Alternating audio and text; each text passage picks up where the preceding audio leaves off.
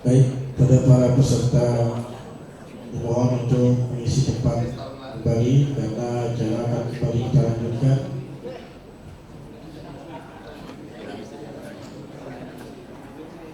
Acara akan kita lanjutkan dengan sosialisasi keuangan haji dalam pelayanan umat. Insyaallah akan disampaikan oleh Ustaz Dr. Kiai Haji Hidayat Wahid MA dan didampingi moderator Ustaz Ahmad Darda MMPD. Kepadanya dipersilakan.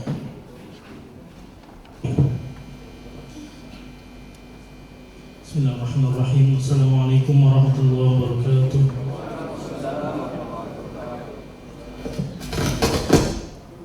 Alhamdulillahirabbil alamin wal 'aqibatu lil muttaqin wala 'udwana illa 'alal zalimin. Asyhadu an la ilaha illallah wahdahu la syarika lah wa asyhadu anna sayyidana wa nabiyyana Muhammadan abduhu wa rasuluhu la nabiyya ba'dah. Allahumma salli wa sallim wa barik ala sayyidina Muhammad wa ala alihi wa ashabihi wa azwajihi wa dhurriyyatihi wa ahli baitihi ajma'in, amma ba'du.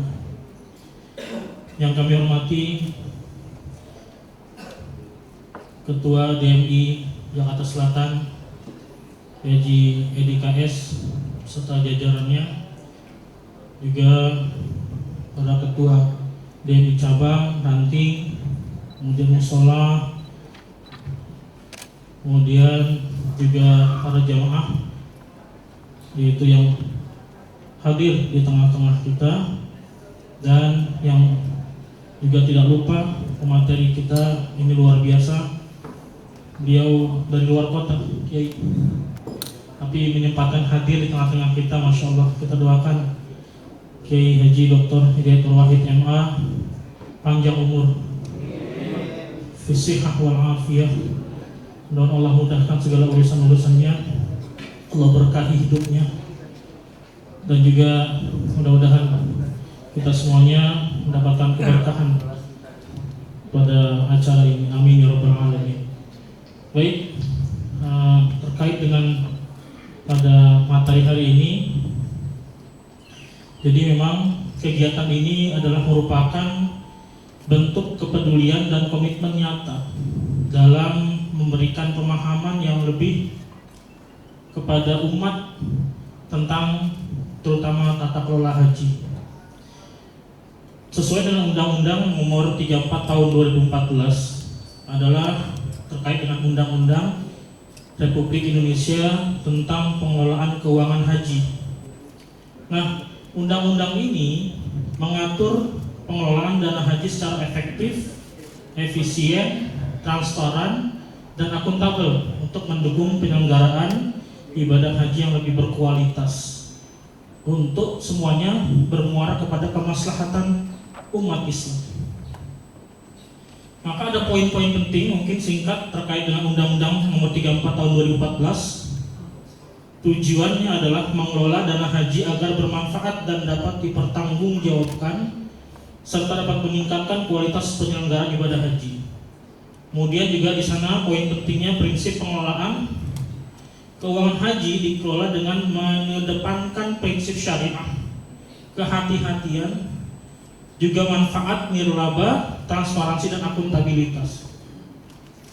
Maka kita korelasikan, benang merah kaitkan bahwa kasus yang terjadi kita tidak bisa tutup mata, bahwa sumber dari referensi liputan6.com ada 8.400 orang jamaah haji yang sudah mengantri lebih dari 14 tahun, yang seharusnya berangkat di tahun 2024 menjadi tidak berangkat akibat dari praktek tindak pidana korupsi. Ini saya kutip dari PLT Deputi Penindakan dan Eksekusi KPK Asep Guntur Rahayu di Gedung KPK Kuningan, Jakarta Selatan, tanggal 25 Agustus 2025. Nah, 8.400 itu harusnya awalnya, asalnya adalah kuota reguler, kemudian dipindah menjadi kuota khusus. Harganya kuota khusus itu adalah 100 sampai dengan 300 juta per orang minimal, betul Ki. Kemudian kalau saya hitung-hitung, coba tadi sebagai kalkulator saya hitung, itu saya ambil yang pertengahan aja, 100 sampai 300 itu minimal, saya ambil 200 juta per orang saja kuota khususnya. Itu saya menemukan angka total jumlah angka 1.680 miliar. Ini semua itu ya, Masya Allah. Kalau 2,5% dikasih DMI Jakarta Selatan, ini luar biasa ini, dahsyatnya ini. Zaman jahiliyah dulu orang nggak ada yang mau ngambil dana pembangunan Ka'bah, tapi sekarang itu berani banget itu. Masya Allah, tabarakallah. Ini luar biasa. Belum lagi tahun 2023 ada temuan kasus gelang haji, itu harganya di Jepara dibuat itu 5.000. Itu dijualnya 35.000, berapa kali berlipat-lipat. Masya Allah. Kali, saya udah hitung kalkulatornya. Harga gelang haji di markup oleh Kementerian Agama, anggota Komisi 8 DPR mengungkap gelang haji yang seharusnya seharga 5.000 per orang bisa menjadi 35.000. Kali pada saat itu jamaah haji 221.000,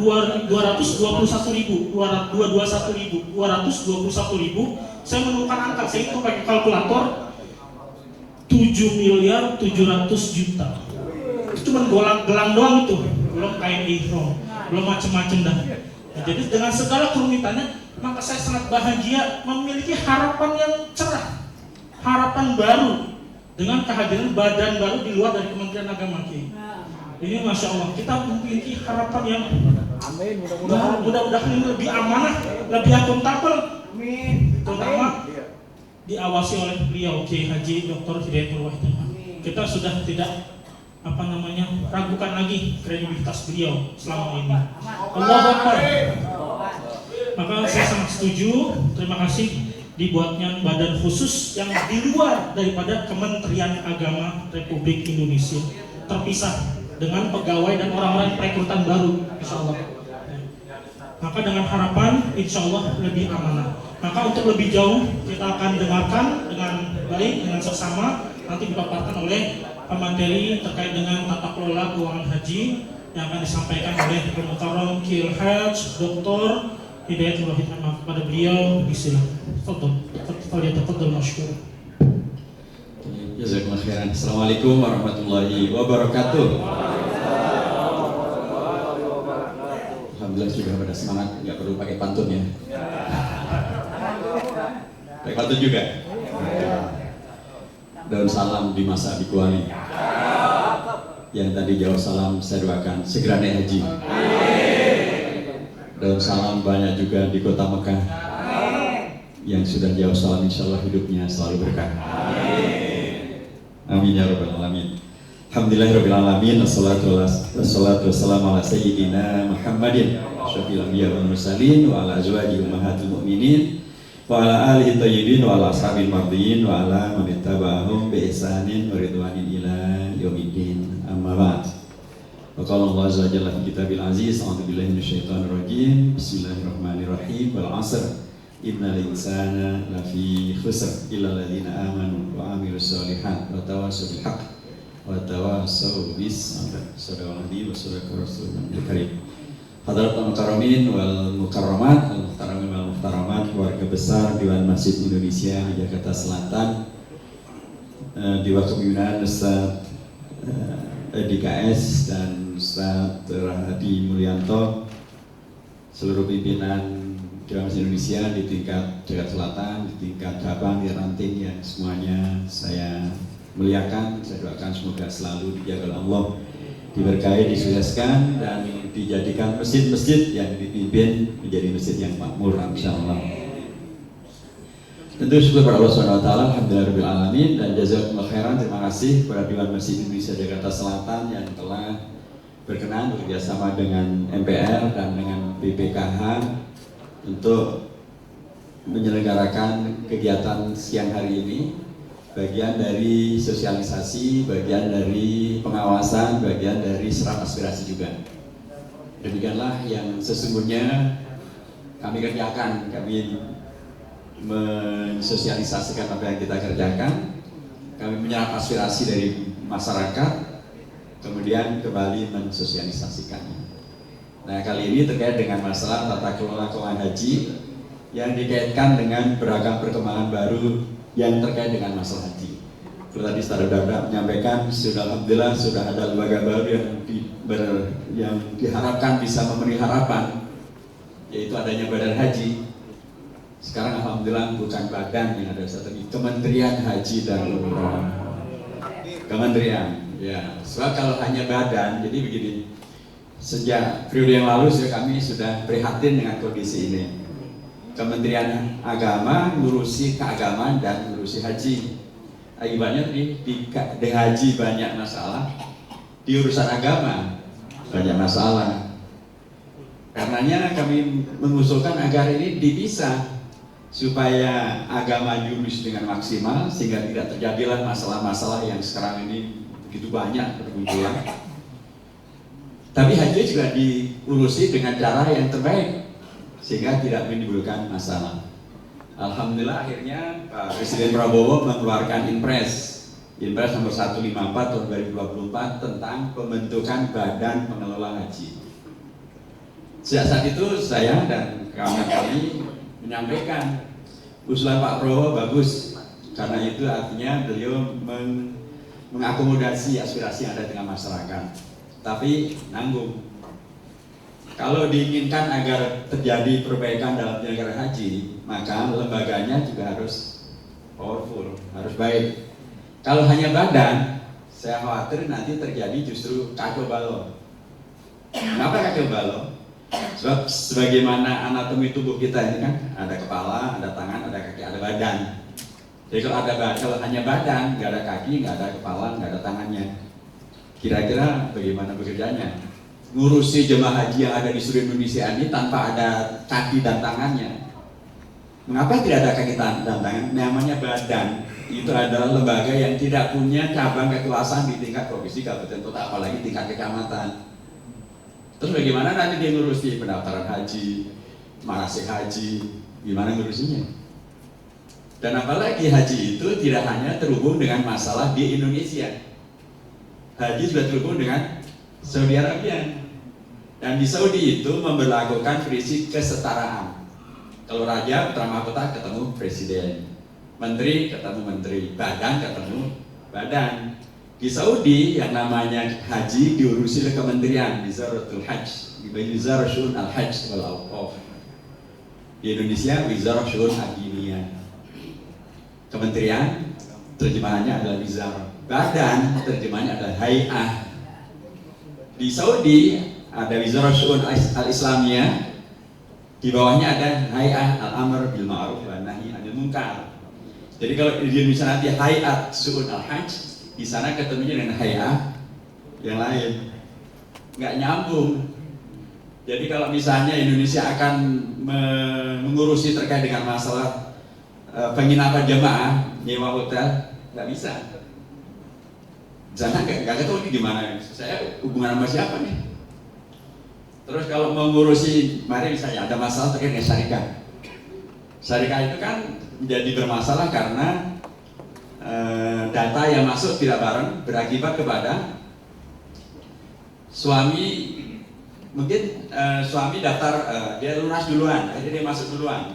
Suami masuk di hotel A. Istri karena daftar pelunasannya belakangan, datanya belakangan, masuk di hotel B, bisa. Bapak dan anak sama bisa, karena kondisi tadi. Pembimbing dengan yang dibimbing bisa, karena tidak bareng di dalam penyelesaian pelunasan biaya haji. Kalau terjadi kayak begini lagi, kemarin bisa diselesaikan karena kementerian masih, karena yang mengelola haji masih Kementerian Agama. Kalau nanti hanya badan, bilang siapa itu? Nggak bisa selesai, kacau jadinya. Maka kami mengusulkan agar tujuan utama itu, niat baik itu bisa terlaksana, hendaknya lembaganya bukan badan tapi kementerian. Alhamdulillah ya akhirnya semuanya hanya maunya badan, akhirnya bisa menyetujui menjadi Kementerian Haji dan Umroh. Dengan demikian maka ya nanti seluruh yang kemarin terkait dengan Kementerian Agama, Dirjen Penyelenggara Haji dan Umroh, semuanya akan pindah. Jadi asetnya pindah, anggarannya pindah, kegiatannya pindah, tapi orang-orangnya tidak serta-merta pindah. Diseleksi lagi. Pak Prabowo memerintahkan harus seleksi ketat, harus profesional, harus tidak terjadi lagi apa yang kemarin sudah terjadi. Inilah harapan itu, insya Allah bisa diwujudkan. Kita akan terus mengawal. Ya. Dan sesungguhnya dari undang-undang yang baru kita hadirkan ini banyak hal yang kaitannya dengan aspirasi yang telah disampaikan oleh Bapak Ibu sekalian, ormas-ormas Islam, penyelenggara haji dan umroh, kita akomodasi. Salah satu diantaranya adalah dulu yang saya hormati, yang namanya pelaksanaan agama itu hanya merujuk kepada satu pasal 29 ayat 1 dan ayat 2, bahwa melaksanakan ajaran agama dijamin oleh negara, dijamin. Tapi dia belum menjadi sesuatu yang merupakan hak asasi manusia yang dimiliki oleh setiap warga yang beragama. Dan apalagi keharusan negara untuk melaksanakan kewajibannya, jaminannya itu. Sekarang alhamdulillah di Undang-Undang Dasar kita sudah memasukkan 2 ketentuan baru.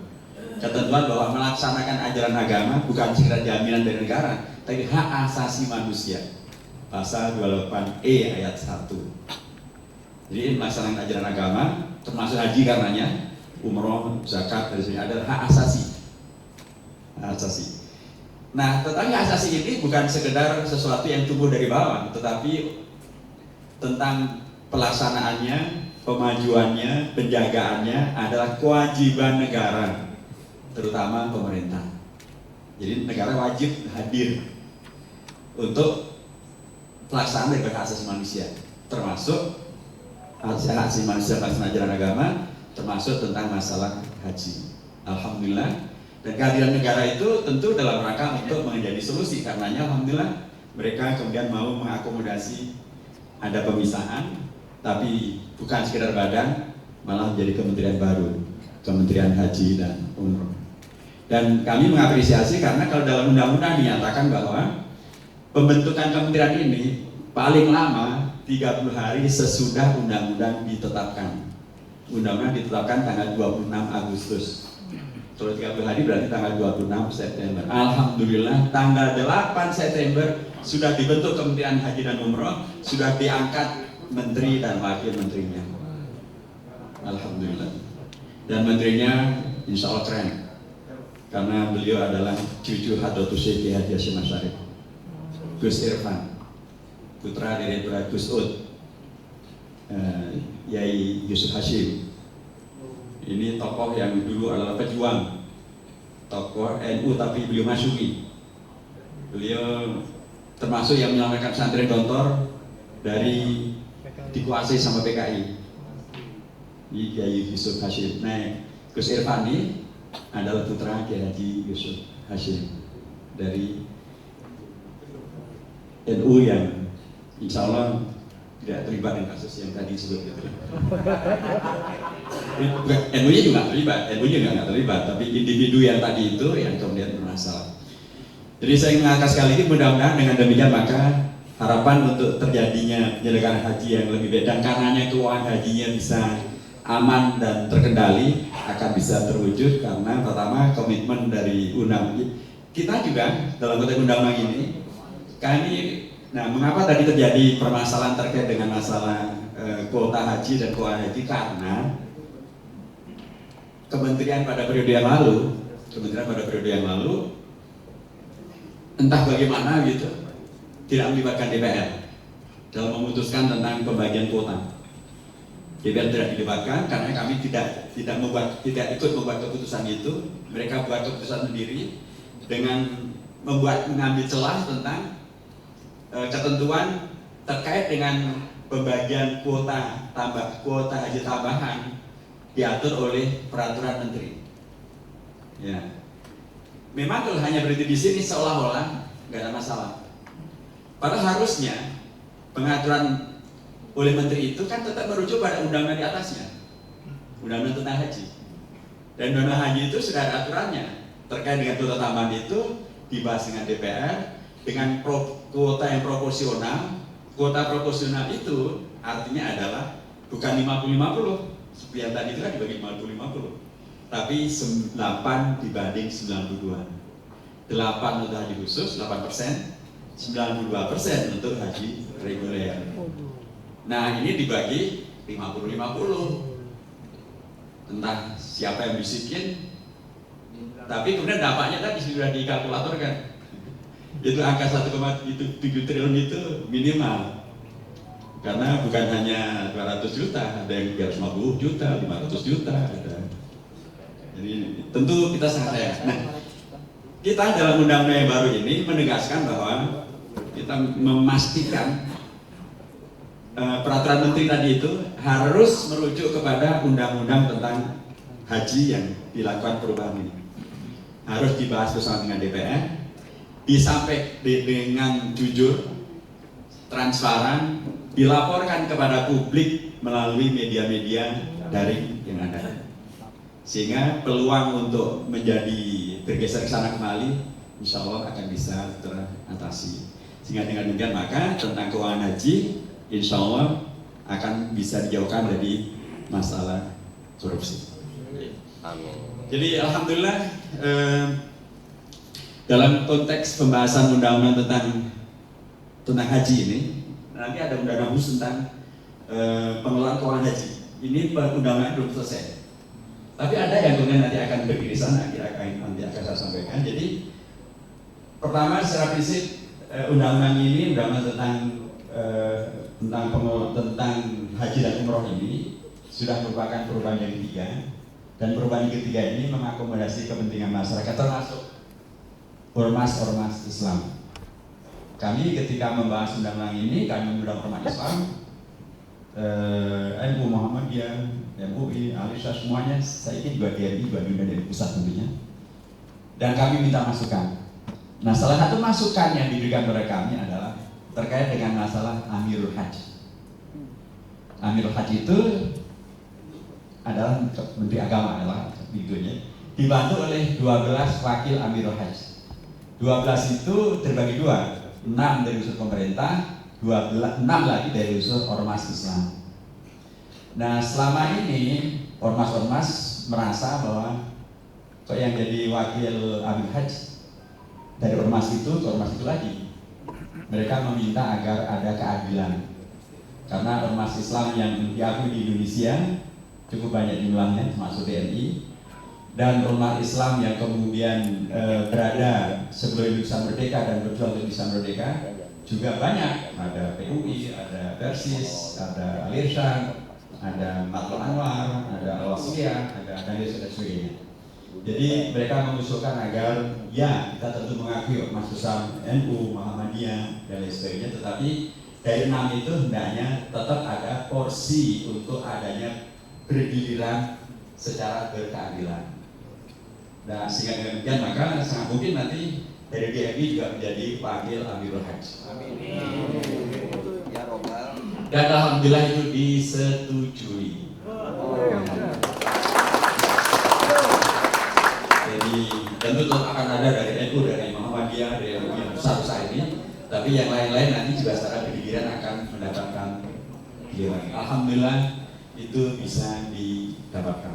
Termasuk terkait dengan keterlibatan ormas Islam di dalam pembimbingan haji, di dalam evaluasi terhadap haji. Kalau dulu tidak secara resmi disebutkan dalam undang-undang. Sekarang secara formal dibuka ruang bagi ormas Islam, bagi masyarakat termasuk ormas Islam untuk ikut di dalam yang terkait dengan masalah pembinaan calon haji, terkait dengan masalah pemberian evaluasi, terkait dengan masalah pemberian saran dan masukan, itu menjadi sesuatu yang dimungkinkan. Sehingga dengan demikian maka diharapkan haji ini menjadi sesuatu yang menguatkan hubungan antara calon jemaah dengan ormas, ormas dengan calon jemaah, kemudian saling menghadirkan rasa kedekatan untuk kemudian bisa meningkatkan nantinya pelaksanaan haji yang lebih baik lagi. Saya kembali pada Amirul Haji. Dalam undang-undang Amirul Haji itu diberi termasuk karenanya wakil Amirul Haji tentu mendapat porsi ini, yaitu melakukan yang disebut dengan diplomasi haji. Diplomasi haji dilaksanakan pada waktu pelaksanaan haji, karena memang Amirul Haji adanya pada waktu pelaksanaan haji ini. Untuk tadi mungkin mengkomunikasikan tentang masalah haji Indonesia, kemudian haji Indonesia, karena memang jemaah haji Indonesia itu luar biasa. Selama ini kalau kita pergi ke luar negeri dan bahkan kita rapi, pakai jas, pakai dasi gitu, jarang warga yang kemudian menyapa kita dan menyebut Anta Indonesia, you are Indonesian, enggak, pasti mereka nyebutnya Anta Malaysia, Anda dari Malaysia ya, kalau kita rapi, nggak ada yang nyebut kita dari Indonesia. Tapi kalau kemudian kita jawab enggak, kami dari Indonesia, nah Indonesia, mereka pasti akan mengatakan Indonesia jemaah hajinya mumtaz. Jadi jemaah haji Indonesia itu di mata umat Islam dunia itu membawa citra diri yang luar biasa untuk Indonesia. Maka mengapa kami ngotot agar tetap diurus dengan benar melalui kementerian supaya tidak rusak citra di Indonesia. Kalau diurus dengan tidak benar nanti jadi rusak, membangunnya susahnya setengah mati. Nah, itu menjadi bagian dari yang perlu dijaga melalui diplomasi haji. Itulah tugas Amirul Haji dan Wakil Amirul Haji. Nah, saya menyampaikan hendaknya Amirul Haji dan para wakilnya itu dan bahkan menteri dan presiden melakukan diplomasi haji bukan hanya pada saat musim haji, tapi bahkan sepanjang waktu, termasuk diantaranya adalah untuk memperjuangkan agar kuota haji Indonesia ditambah. Tapi bukan untuk bikin masalah tadi. Ditambah bukan untuk menjadi tambahan masalah, ditambah untuk menyelesaikan masalah. Caranya bagaimana? Begini. Pertama, kalau yang dipakai ukuran adalah haji itu ukurannya adalah 1:1000. 1000 muslim, 1 calon haji. Begitu aturan umum yang dilakukan di OKI sejak tahun 1980-an. Nah, kalaupun ini dipakai sebagai ukuran, sekarang ini sudah tidak relevan dengan jumlah umat Islam di Indonesia. Jumlah umat Islam di Indonesia bukan hanya 221 juta, tapi 245 juta. Umat Islam Indonesia 245 juta. Karena yang mestinya kuotanya Indonesia itu bukan hanya 221.000, tapi 245.000. Nah, tadi tambah 20.000 itu harusnya bukan tambahan, itu adalah haknya Indonesia, malah masih kurang. Karena kalau tambah 20.000 kan baru 241.000, padahal kita masih 245. Nah, ini harus diperjuangkan melalui diplomasi. Bisa Amirul Haji, terutama menteri dan presiden, untuk menyampaikan pada pihak Saudi, kami masih hak kami belum terpenuhi ini. Jumlah umat Islam di Indonesia bukan hanya 221 juta, tapi 245 juta. Itu kerja diplomasi. Yang kedua, kami dan alhamdulillah ini mudah-mudahan akan menjadi concern daripada Kementerian Haji kita yang baru, supaya dengan demikian maka tadi kuota haji kita bisa dimaksimalkan dan daftar tunggu jemaah haji bisa diperpendek. Ini bagian dari lagi-lagi adalah bagi kami di DPR adalah bagaimana kami menyerap aspirasi dan memperjuangkan aspirasi dan kemudian mencarikan solusi terhadap aspirasi yang kemudian perlu untuk dijalani. Satu hal yang menarik dari undang-undang ini juga bagi hormati adalah dikokohkannya prinsip syariat, sudah juga dibacakan tentang undang-undang pengelolaan keuangan haji. Prinsip pertama dalam penyelenggaraan keuangan haji maupun dalam penyelenggaraan haji adalah syariat. Nah, dalam konteks syariat ini, ya tadi saya sudah sampaikan, saya kritisi karena bukan syariah yang disebut, tapi syariat, kayak tak maftuhah. Saya sampaikan kalau kita terminologi syariah, mestinya bukan tak maftuhah, tapi mestinya taknya marbutah, syariah. Terkait percepatan panjang. Karena ini sesungguhnya agak terkait dengan masalah kaidah serapan bahasa Arab ke dalam bahasa Indonesia. Jadi ketika tak marbutoh dibaca dengan tak maftuhah, itu terpengaruh dengan bahasa Persia, bahasa Persia. Tapi kalau taknya marbutoh tetap dibaca dengan marbutoh, gitu. Nah itulah bahasa Arab yang asli. Di KBBI, Kamus Besar Bahasa Indonesia, sayangnya yang disebut terserap ke dalam bahasa Indonesia itu adalah yang syariat, bukan yang syariah. Ya, saya mengkritisi juga.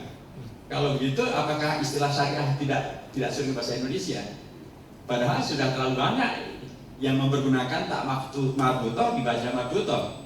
Fakultas syariah, kan bukan fakultas syariat.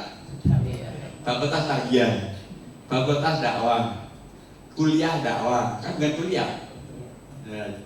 Tapi ini perdebatannya jadi panjang. Saya malah khawatir kalau ini saya berpanjang nanti jangan syariatnya dibuang malah. Syariahnya dibuang daripada Pak Ibu dah buang aja semuanya. Ya. Oke, akhirnya setelah saya sampaikan dengan argumentasinya, oke kita terima. Jadi prinsipnya syariah ya, syariat ya, bukan yang lain. Jadi sehingga istilah seolah-olah Indonesia anti syariat, syariat tidak bisa mengatur, itu tidak benar. Karena sudah disepakati justru menjadi asas pertama penyelenggaraannya adalah syariat. Sekalipun ya udahlah daripada dibuang sekali, ya udah kita terima deh syariat ya syariat. Yang penting tidak ada syariat. Gitu. Nah, tapi yang terpenting adalah dalam konteks implementasi.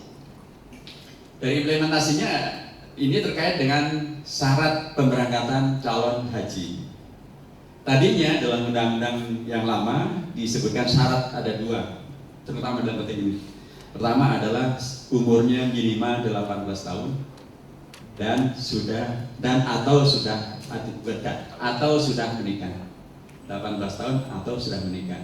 Saya bilang, ini syariah yang mana yang mengatur syarat haji adalah umur 18 tahun atau sudah menikah? Kan nggak ada. Ini bertentangan dengan syariah, saya bilang. Katanya harus dikoreksi. Alhamdulillah semuanya sepakat dikoreksi sehingga syarat berangkat haji tidak lagi terkait dengan umur 18 tahun atau sudah menikah, tapi prinsip mukallaf, prinsip akil dan balik, tentu muslim dan sebagainya. Alhamdulillah itu bisa diterima. Jadi undang-undang ini sekali lagi satu fakta tentang bagaimana aspirasi dari masyarakat kami serap, kami pahami, kami perjuangkan, dan ternyata banyak yang bisa diwujudkan. Termasuk tadi yang paling mendasar tentu adalah hadirnya kelembagaan yang namanya Kementerian Haji dan Umroh. Karena tadinya pertama nggak ada yang ingin pembagian dan atau pembedaan gitu ya. Yang kedua kalau dibedakan ya cukup badan saja, tapi akhirnya malah jadi kementerian. Alhamdulillahirabbil alamin. Nah, terkait dengan masalah keuangan haji, dulu undang-undang yang lama terkait dengan keuangan haji itu hanyalah mengenal prinsip pemerintah melalui Kementerian Agama menyampaikan tentang biaya pengelolaan haji kepada DPR untuk disetujui. Itu dulu. Tidak mempertimbangkan apakah nanti keuangan haji itu masih ada atau tidak, pokoknya sambil aja. Sekarang ada penegasan baru. Itu disampaikan dengan mempertimbangkan keberlanjutan keuangan haji. Keuangan haji kita jumlahnya sangat besar. Nanti kalau dari BPKH hadir akan merincikan uangnya tidak kurang dari 172 triliun rupiah. Ya, nanti beliau akan rincikan itu 172 triliun itu ada di mana saja. Tapi memang dia, nah kalau periode-periode yang lalu, nah ini yang perubahan yang berikutnya. Dulu BPKH yang mengelola keuangan haji itu tidak terlibat sama sekali dalam pembahasan keuangan haji, tidak terlibat sama sekali dalam pembahasan penetapan tentang biaya naik haji. Banyak dia menerima kesepakatan antara pemerintah dengan DPR, dia bayarin, dia kayak kasir. Sekarang tidak. Saya usulkan agar dulu sama sekali tidak ada, kemudian muncul dapat. Jadi pembahasan keuangan haji antara pemerintah dan DPR itu dapat melibatkan BPKH. Saya usulkan agar dapatnya dihilangkan, sehingga alhamdulillah disepakati menjadi dalam pembahasan keuangan haji pemerintah, Kementerian Agama bersama dengan DPR melibatkan Badan Pengelola Keuangan Haji di dalam penentuan terkait masalah keuangan haji. Supaya apa? Pertama, dari lembaga ini bukan hanya jadi kasir, mengelola 1,2 triliun tapi hanya jadi kasir saja. Tapi dia hari itu bertanggung jawab, ikut memikirkan bagaimana keuangan haji itu didapat, untuk kemudian dikelola, untuk kemudian nanti dikembangluaskan, untuk kemudian nanti mendapatkan manfaat sebanyak-banyaknya bagi kepentingan jemaah haji dan umat. Karena keuangan ini nanti akan masuk juga yang disebut dengan dana abadi umat. Nah, kalau kita lihat angka biaya penyelenggaraan haji, dulu namanya ONH, ongkos naik haji, sekarang namanya BP, biaya penyelenggaraan ibadah haji. Kalau dulu ONH, karenanya ya wajar kalau naik terus, karena hanya ongkos naik haji. Dan Pak Presiden Prabowo sudah menegaskan agar biaya haji bisa ditekan, bisa diturunkan, dan itu yang dari dulu kami perjuangkan. Dan alhamdulillah bisa terjadi penurunan. Tahun kemarin 2025, semula dari 93 juta turun menjadi 89,4 juta. Semula dari yang mestinya dibayar oleh jemaah 65 juta menjadi 54,5 juta. Nah, permasalahannya sekarang yang dibayar oleh jemaah itu 54,5 juta tahun yang lalu. Sekitar itulah, nanti ada naik turunnya terkait dengan jarak antara bandara dengan rumah. Secara umum, secara nasional angkanya 54,5 juta. Padahal harusnya setiap jemaah itu membayarnya 89,3 juta. Selisih harga itu dari mana menutupnya? Itulah BPKH, Badan Pengelola Keuangan Haji, itulah yang kemudian mengkolek, memutar, membisniskan. Tapi pada bisnis yang diyakini syar'i, diyakini menguntungkan, dan tidak ada satupun yang dipakai untuk proyek-proyek negara. Kan sempat muncul tuh isu dipakai untuk investasi lapangan terbang, investasi pelabuhan, enggak, itu sama sekali tidak benar.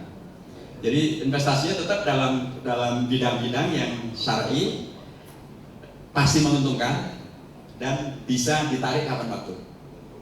Nah, keuangan haji ini yang sangat besar ini tadi saya sampaikan, sebagiannya adalah dalam rangka untuk memberikan kemanfaatan bagi calon jemaah sehingga mereka tetap bisa berangkat dengan jadi mekanisme waktu tunggu yang panjang itu sesungguhnya juga tadi memperbanyak manfaat dari 5 juta yang dia bayar awal, kemudian secara perbankan syariah kemudian bisa mendapatkan manfaat, akumulasi sampai 28 tahun dia bisa mendapatkan tambahan untuk kemudian bisa menutup kekurangan.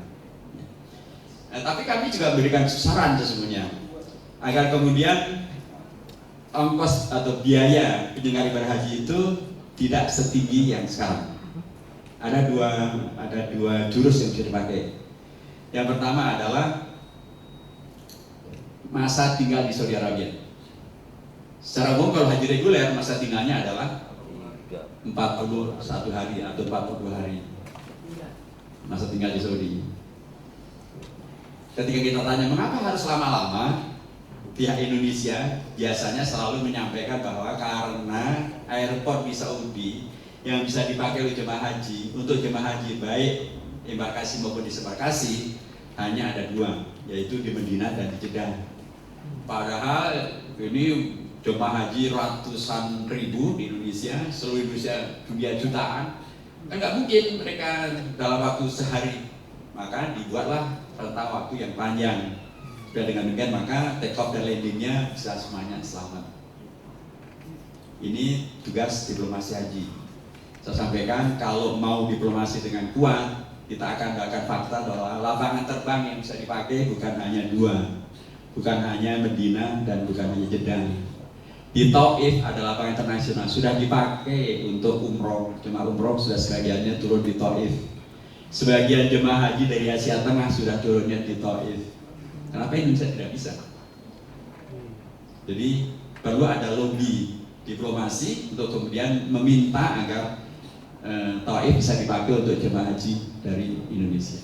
Bukannya di Taif, antara Jeddah dan Madinah itu ada lapangan terbang internasional di Yambuk. Nah, kalau Yambuk ini juga bisa diminta, Berarti ada 2 penambahan lapangan terbang yang karenanya bisa memungkinkan terjadi pengurangan masa tinggal. Yang ketiga, bahkan antara Madinah sampai Riyadh itu ada kota namanya Al-Qasim. Ada lapangan terbang internasional. Kalau ini juga bisa dipakai, semakin banyak lagi yang bisa dipakai. Sehingga dengan demikian maka potensi pengurangan masa tinggal itu sangat terbuka. Tinggal pemerintahnya, menteri dan atau yang lainnya melakukan diplomasi yang maksimal. Kalau dulu ya barangkali kita enjoy saja untuk berlama-lama di Mekah dan Madinah. Selain juga belum sangat ramai karena itu, jadi kita masih dengan sangat nyaman menikmati Mekah dan Madinah.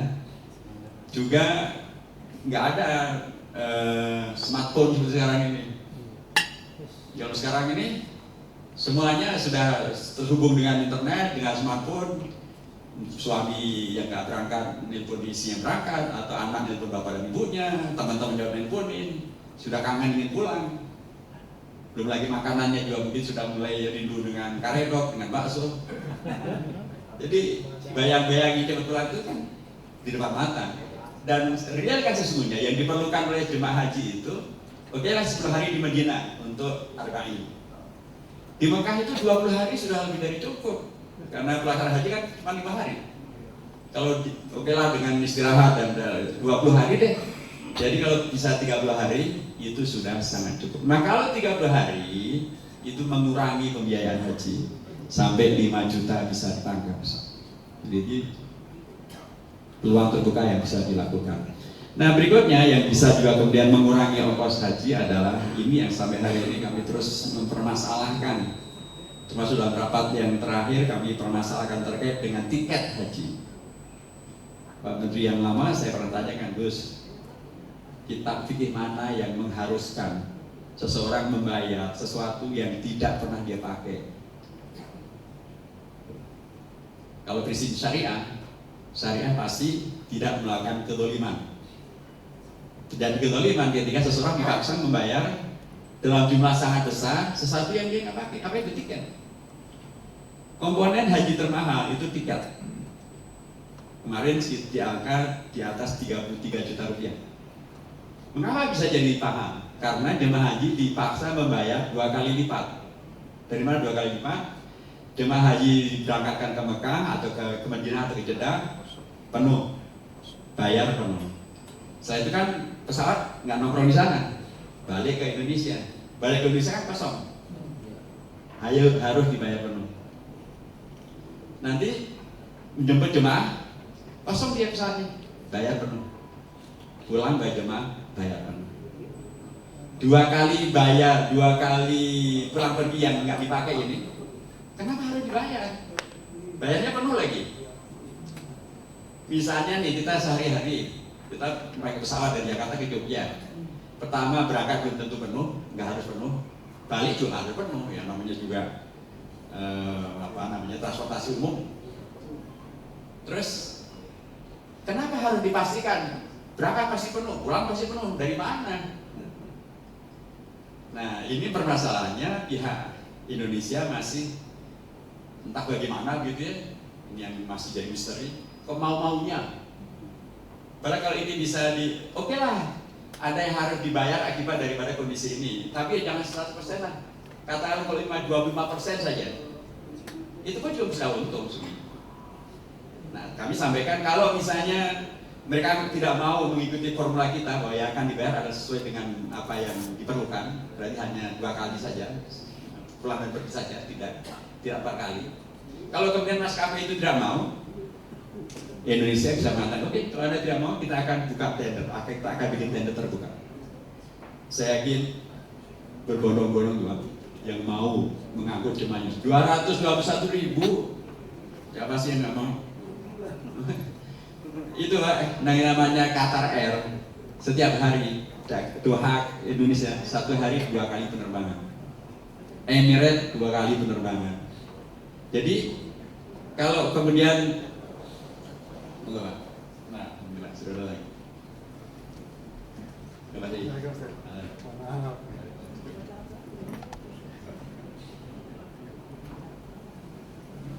Ini pas beliau sudah datang untuk nanti melanjutkan sholat. Jadi dalil Indonesia itu jauh sangat gemuk, apalagi sudah pasti dengan calon jemaah haji yang jumlahnya lebih dari 200.000, Pak, ini semuanya juga berebut. Kalau ruang ini dibuka, artinya pengurangan biaya haji itu akan jadi satu hal yang sangat dimungkinkan. Dan yang terakhir dalam konteks ini, tadi subuhat tentang pesawat pulang kosong itu enggak lagi isunya, karena Saudi sudah membuka yang namanya visa turis. Jadi yang ada di Saudi itu bukan lagi hanya jemaah haji dan umroh, yang turis juga banyak. Juga visa terkait dengan masalah ekspor impor. Jadi sekarang yang diangkut oleh pesawat itu bukan hanya manusia, bisa juga barang-barang ekspor dan barang-barang impor. Nah, kalau ini bisa juga dimaksimalkan, tentu menjadi faktor yang akan bisa sangat mengurangi. Pemirsa hormati, jadi demikianlah yang kita kerjakan melalui dengan hadirnya undang-undang yang baru, undang-undang atau perubahan ketiga undang-undang tentang haji, undang-undang 18 tahun 2009, undang-undang 8 tahun 2019. Itu menghadirkan beragam ketentuan yang baru, termasuk penguatan BPKH dengan dilibatkan dalam pembahasan keuangan haji, termasuk juga mempertimbangkan keberlanjutan negara keuangan haji, termasuk juga keterlibatan masyarakat melalui pengawasan, melalui pembimbingan, melalui jadi kemungkinan menjadi wakil Amirul Hajj, termasuk juga melalui mekanisme di mana pelaksanaan ini adalah bagian daripada hak asasi manusia. Bagi hormati, saya kira demikian. Jazakumullah khairan. Terima kasih dan bermanfaat, dan mudah-mudahan dengan terlaksananya harapan kita Kementerian Haji yang baru yang betul-betul tidak memulai masa-masa yang ada, bahkan sudah bisa melakukan diplomasi haji efektif sehingga peluang untuk penambahan kuota terbuka, peluang untuk memotong masa tunggu terbuka, peluang untuk mengurangi pembiayaan haji dengan mengurangi masa tinggal di Saudi terbuka. Mudah-mudahan kalau itu bisa terjadi, Indonesia kita lebih baik ke depan dengan para jemaah haji yang hajinya mabrur. Dan doanya kalau mabrur pastilah Indonesia menjadi ibadatun thayyibatun wa rabbuna wa baik komentari wa dirasa sabi. Assalamualaikum warahmatullahi wabarakatuh. Waalaikumsalam warahmatullahi wabarakatuh. Terima kasih yang sebesar-besarnya diucapkan kepada Kiai Haji Dr. Hidayatullah Tamah yang menyampaikan terkait dengan tata kelola keuangan haji.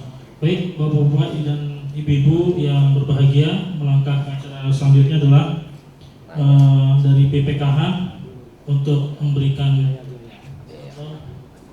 baik nanti BPKH nanti mohon maaf ya. Silakan kepada Bapak-bapak dan Ibu-ibu yang ingin menanyakan langsung kepada Kiai Haji Dr. Hidayatullah.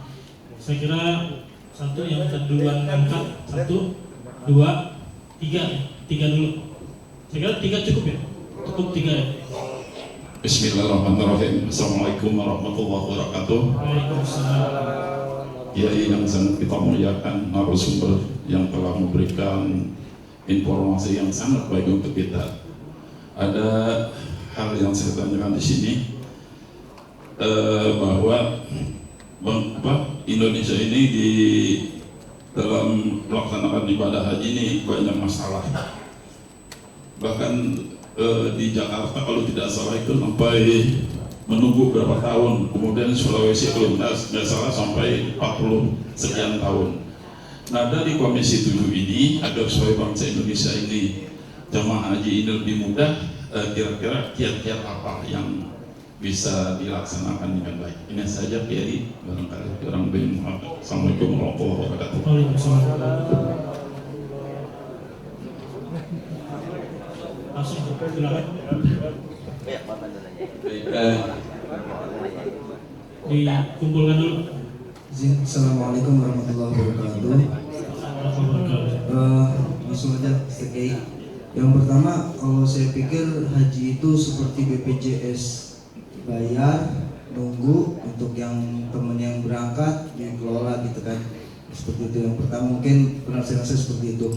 Yang pertama saya sedikit masukan. Sekarang kan NIK itu bisa untuk mendata orang yang haji. Nah, berarti untuk orang-orang yang haji itu harusnya sudah bisa terdata. Untuk orang yang 2 kali pergi haji itu udah langsung otomatis terdata dari NIK. Jadi untuk pertama kemungkinan orang pergi haji lebih dari 1 kali itu bisa kita minimalkan untuk orang-orang yang belum pergi haji. Itu yang pertama. Yang kedua adalah waktu Bapak saya berangkat haji itu ada satu di antara pejabat negara berucap ketika ada pertemuan seperti ini. Nah itu dia berucap pemerintah mensubsidi. Nah sedangkan sepengetahuan saya Bapak saya itu setor 25 juta, itu berangkatnya nunggunya lama, setornya ke bank, terus nggak tahu kemana itu duitnya, buat apa, kemana, terus kemudian menunggu lama dan pemerintah bicara pemerintah mensubsidi. Nah, saya pikir itu berita dari umat banyak dibalik lagi ke umat. Kan saya pikir tadi itu seperti BPJS gitu kan. Jadi teman yang sama-sama bayar, dia dipanggil duluan, teman yang diputerin lagi uangnya seperti itu. Terus yang berikutnya adalah sejak kapan munculnya masalah waiting list daripada haji. Setahu saya waktu itu lalu Bu kepala sekolah saya itu pernah bercerita, dia itu waktu pergi haji itu kurang lebih tahun 90-an lah, 90 akhir itu daftar awal akhir tahun berangkat langsung menjelang tahun itu, jadi hanya kurang lebih cuma berapa bulan dia nunggu langsung dapat gitu. Terus cukup yang lain. Oke, terima kasih. Biar kebagian. Sekarang satu lagi, 3 orang. Assalamualaikum warahmatullahi wabarakatuh. Assalamualaikum. Saya hormati kiai kita dan bapak-bapak yang ada di sini. Saya sebetulnya masalah pergi haji ini sudah pengen banget. Sudah 7 tahun Pak. Saya 7 tahun sudah daftar. Kemarin katanya dengar-dengar yang tua didulukan, nggak juga diberangkatin. Ini omdo aja. Ah ini yang saya minta cobalah Bapak. Saya kenal dengan Bapak Kiai ini udah lama. Mungkin satu umur sama saya. Kebetulan Pak Kiai, saya ini udah lama, udah daftar 7 tahun. Nah, tapi ada berita-berita kalau yang tua mau dicepatin, itu hanya omdo. Nah ini, saya minta dengan pembicaraan Bapak tadi ini betul-betul bisa maju, bisa betul-betul. Kalau memang ada yang korupsi hukum mati. Ini nggak ada urusan lagi Pak, nggak ada. Itu jadi menjelekkan nama Islam, menjelekkan orang Islam, gitu Pak. Orang Islam nggak begitu kok, nggak begitu. Nah, saya apalagi Pak, saya orang Betawi asli, ya Kebayoran Baru saya tinggal. Jadi saya tahu benar yang dulu miskin sekarang kaya, dari mana kekayaan dia tahu saya. Ya, kalau menurut gaji seberapa gaji dia? Kalau orang Betawi pun jangan kerja Pak, ngobek dulu. Terima kasih sudah bisa ditangkap. Itu aja Pak. Saya pengen apa yang Bapak bicarakan tadi betul-betul jangan omdo. Kalau memang salah, maka salah. Mundur Pak. Salah mundur. Gitu. Allahu Akbar. Terima kasih atas pertanyaan pertama yang luar biasa, akan dijawab langsung oleh Kiai Hans pada beliau, disilakan. Terima kasih. Yang jelas yang kita perjuangkan bukan omdo, terjadinya perubahan dan hadirnya Kementerian Haji dan Umroh. Itu nggak omdo tuh, real dan nyata gitu. Jadi yang pertama tentang daftar tunggu apa yang dilakukan oleh Komisi 8 waktu itu. Tadi sudah saya sampaikan, untuk memotong daftar tunggu yang berkepanjangan, tadi ada 3 jurus yang kita sampaikan. Memaksimalkan prinsip diplomasi haji. Pertama adalah agar diplomasi haji ini tidak hanya dilakukan Amirul Hajj, tapi dilakukan oleh pemerintah, ini Kementerian Haji maupun bahkan Presiden. Dengan cara bagaimana meminta pemenuhan hak kuota bagi jemaah haji Indonesia. Bisa sampaikan bahwa kalau kuota selama ini hanya 1/1000, maka kuota 221.000 itu belum memenuhi kuota Indonesia. Karena jumlah Muslim Indonesia adalah 245 juta sekarang ini. Jadi mestinya kuotanya ada 245.000. Ini harus diperjuangkan oleh melalui informasi haji oleh pemerintah, baik oleh Menteri Haji maupun oleh Peraturan Presiden atau mungkin Menlu. Yang kedua adalah mengusulkan agar diubah ketentuan kuota 1:1000 menjadi 2:1000. Supaya dengan demikian maka kalau 1:1000 antrinya 28 tahun untuk Jakarta, kalau 2:1000 antrinya tinggal hanya 14 tahun. Itu terjadi potong signifikan. Yang ketiga, diplomasi haji melalui komunikasi dengan negara-negara yang kuotanya tidak terpakai agar bisa dipakai oleh Indonesia dengan persetujuan dari Saudi Arabia. Inilah 3 yang kami sampaikan Pak, agar tentang daftar tunggu ini bisa dikoreksi. Yang melaksanakan kembali kami karena kami tidak punya kewenangan untuk itu. Yang melaksanakan adalah Menteri Haji atau pemerintah. Tapi itulah yang sudah kita usulkan. Yang kedua tentang NIK supaya kemudian tidak terjadi pemulangan orang berangkat haji gitu ya. Ketentuannya sekarang jelas dalam undang-undang dinyatakan bahwa untuk berangkat haji reguler itu jelang berangkat lagi ada 18 tahun. Jadi kalau orang sudah berangkat haji, baik dengan NIK tadi itu langsung akan ketahuan. Tapi mungkin dia akan ambil haji khusus. Haji khusus pun juga ada pembatasan, tidak setiap tahun bisa berangkat. Kecuali pembimbing. Kalau pembimbing haji, ya memang diperlukan pembimbing yang sudah berpengalaman. Jangan sampai pembimbing hajinya belum berangkat haji, ntar mana yang bimbing, mana yang bimbing gitu kan. Nah, tapi kuota pembimbing haji itu sangat terbatas. Kuota pembimbing haji di luar daripada kuota jemaah haji. Jadi para pembimbing haji itu tidak mengambil kuotanya jemaah haji. Mereka ada kuota, jadi ada kuota sendiri untuk pembimbing haji, untuk termasuk amil haji dari itu tidak masuk dalam kuota jemaah haji Indonesia. Dia punya kuota tersendiri.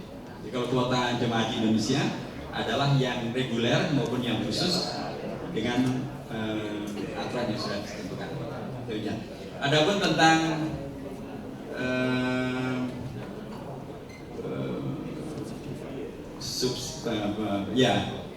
subsidi. Jadi memang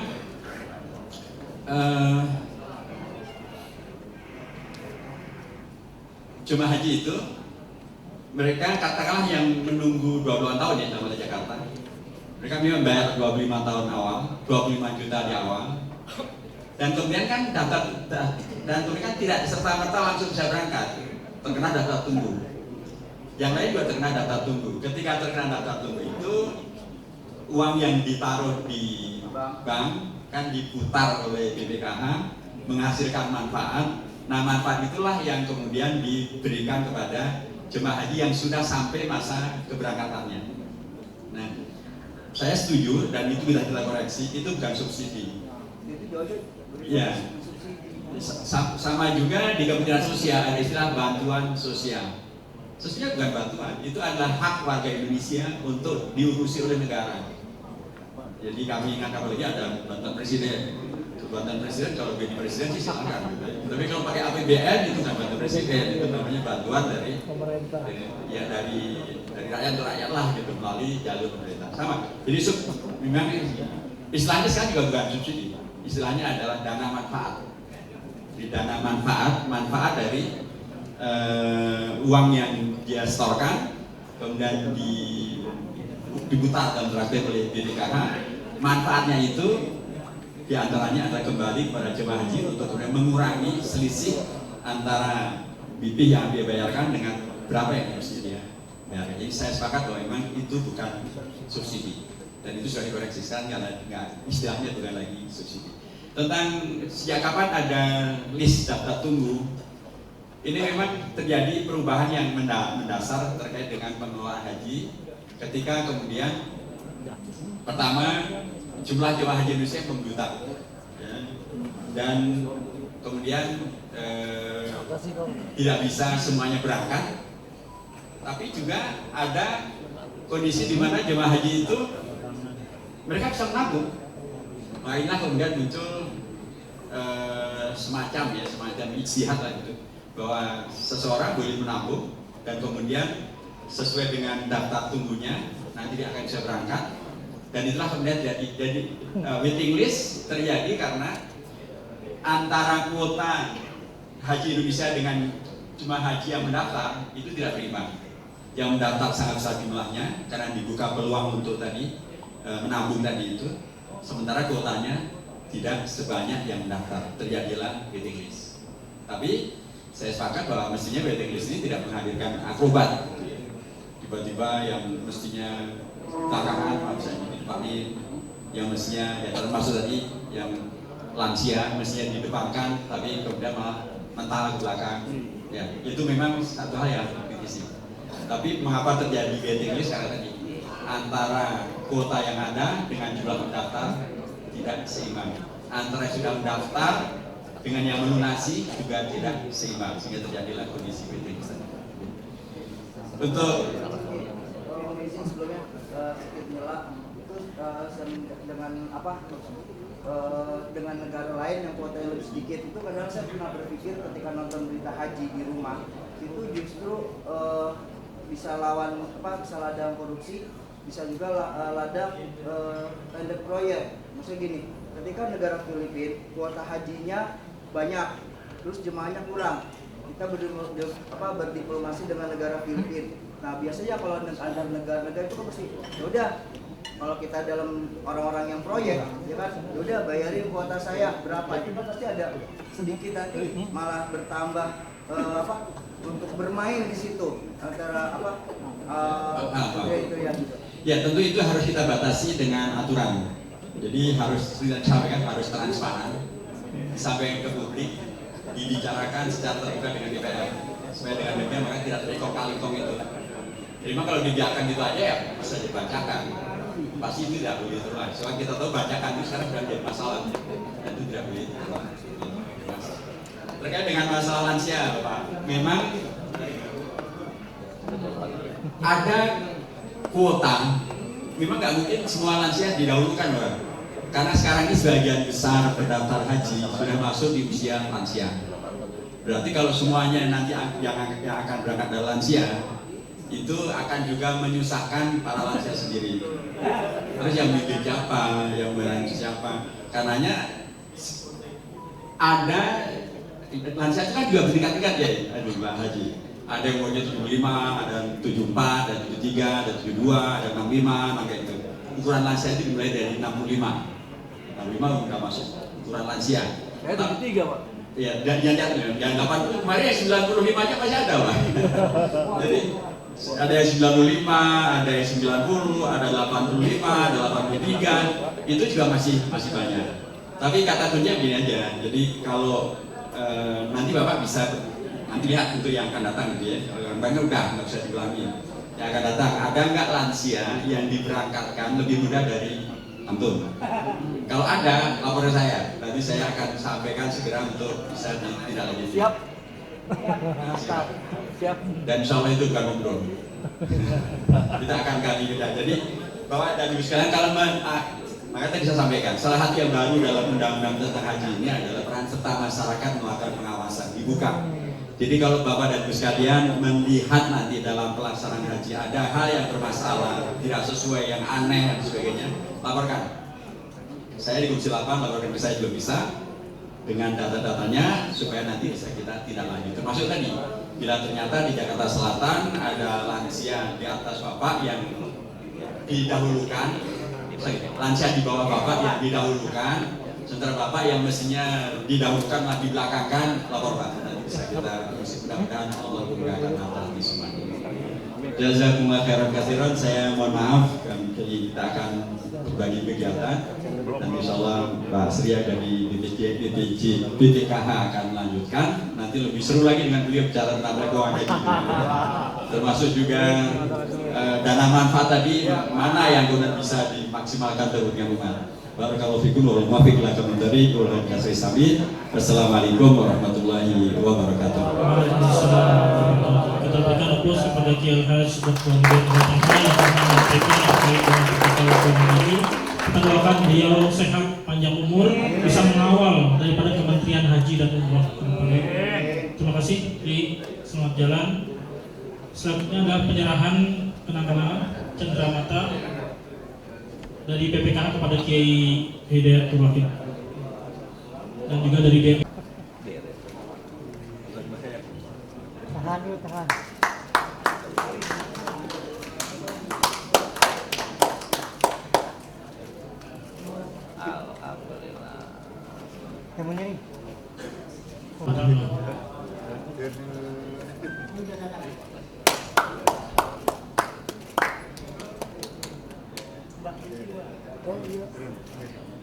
Sekali lagi diucapkan yang seluas-luasnya kepada Dr. J. Haj Hidayatullah, selamat jalan dan diberikan kesehatan.